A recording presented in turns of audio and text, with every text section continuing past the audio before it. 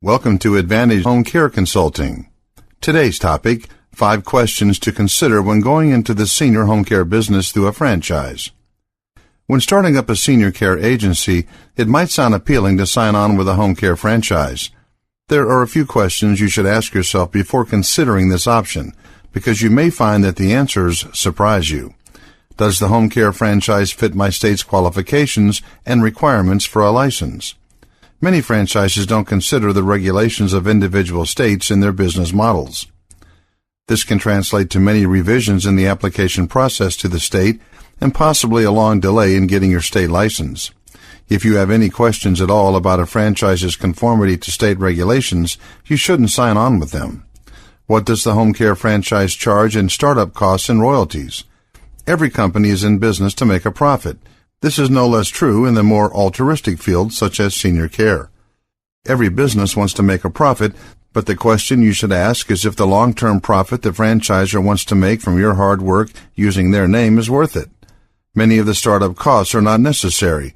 Example, outside office plus expenses to keep up the image of the franchise. Many independent home care agencies work from home very successfully. It's all about superior service, not image. What kind of startup assistance can I get from the home care franchise? In most cases, you can expect virtually no assistance in the area of state licensing and hands-on assistance. Referencing the question of state qualifications, most franchises don't get involved in the licensing process since it varies from state to state.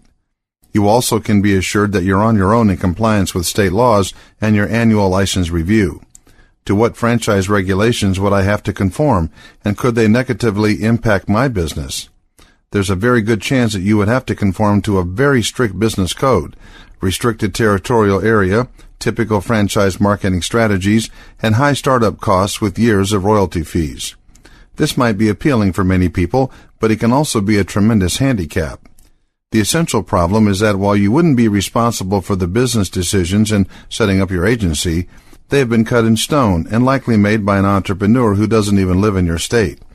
Ultimately, all of the responsibility lies with you as you live with their plan.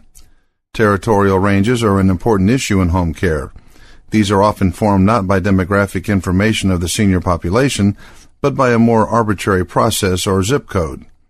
Also, once your territory is set, it usually isn't permanent. By joining a home care franchise, you could completely miss out on where the elderly actually live.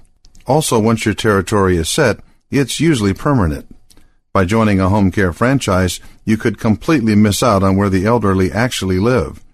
Marketing strategies are definitely something else that could suffer by conforming to a global standard rather than a local one. To reach the people that you're marketing to, you have to know who they are and what they need. With most franchisee plans, the marketing strategies look the same and are very restrictive. Marketing success is all about standing out from the norm and changing strategies in a timely manner without having to wait on the slim chance of franchisor approval for something unique. You're simply not going to get the right strategy for Georgia in a boardroom in Los Angeles. It may in fact insult your potential clients.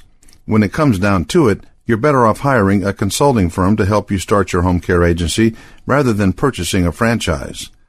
You can receive far better assurances that you will have a good business structure, innovative marketing strategies, compliance with state regulations, and a state license with the first submission.